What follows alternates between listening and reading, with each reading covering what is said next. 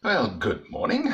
Nice to have you with me again. Trust that you are getting ready for a good day, had a good night's sleep, and that maybe this day can be something special for you. One of the things that I've noticed with people around me is how incredibly selfish we've actually become as a Western culture. Now, you might say, oh, no, not me, not me, but I think the way we do everything is really so much about how we like it. Oh, I'll go into a supermarket and I'll hear a mother saying to a child, do you like this flavour or do you like that one? What about this and what about that? So right from a very young age, people are being taught to have it the way they want it, on the terms and conditions that they like. And while that doesn't make us into ratbags, it actually means that we become increasingly selfish, self-focused about how we want things to be, how we want them to play out, how we like things. And so on. Some people become really arrogant like that. I don't like it, and they just throw something off when someone's gone to a lot of trouble to be able to bring them something, and instead of even appreciating the effort, they say, oh, don't like that. They just don't seem to care about the way other people feel. But the critical thing that I find, because of this rampant kind of self-focus that we have in the West, is that it's very hard for us to fulfill the second greatest commandment, which is to love our neighbour. I mean, why would we do that? What's the payoff? What do we get out of it? Is almost the way we want to deal with things. I'll go there and do that, but if there's a reward from me, because the focus is actually selfish. It's about what I want and how I like it and whether it's going to serve me. And so we find it really very hard, and it's not instinctive for us to look around and say, who needs some help? Who can I help today? What can I do for the good of somebody else?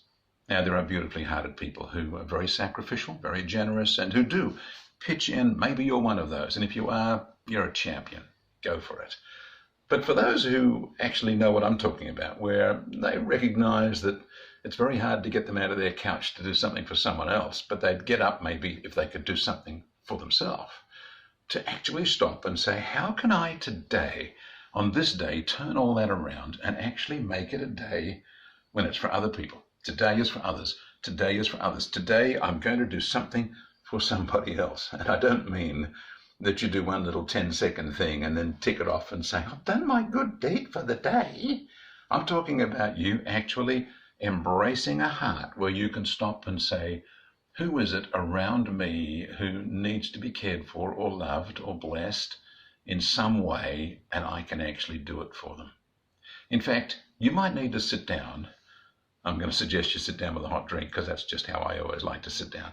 Sit down with a drink hot enough to sip for a while, and over 20 minutes or so, just quietly ask yourself this question and let God in on the conversation. Say, God, if I was really not a selfish person, if I was actually really generous, and if I really could love my neighbor as I love myself, if that was really at work in my life, who would that neighbor be? And what would I do to bless them?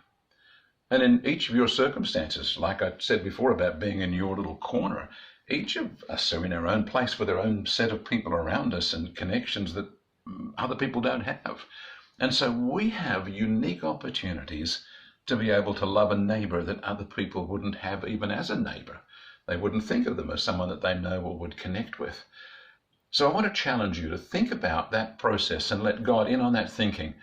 How can I love somebody else? How can I make today about someone other than just me? And it might be one person who you are directed to actually take some time with. By the way, if you're a parent, I want to really urge you to spend time with the kids, because it's so easy to dismiss them. Hey, I'm reading. Pester your brother, pester your sister, go and talk to your mum or your dad, and bounce them off instead of actually stopping and saying, hey, come, let's read a story together. Hey, come, let's talk about that outing you had recently. Hey, come, tell me which is your favorite subject and why, and engage with them. But there are other people in your world as well who maybe that kind of conversation can be quite fascinating, just to talk to them over the back fence, or to be able to ring them, or to be able to engage with them in some way. Or maybe it's even more practical than that. Maybe you could actually pull something out of the freezer and start cooking something to take to somebody. Maybe you could make up a batch of those really nice things that you make and make it for somebody else. But don't just rush off in too big a hurry. I'm suggesting you take 20 minutes to think about it. Get that cup of coffee, cup of tea, sit down and ask God to be part of the conversation in your head and in your heart so that you can listen to who those people are, so that you are, at least for this day, not such a selfish coot as you've been in the past, eh? Give that a spin. And as you do, may God bless you.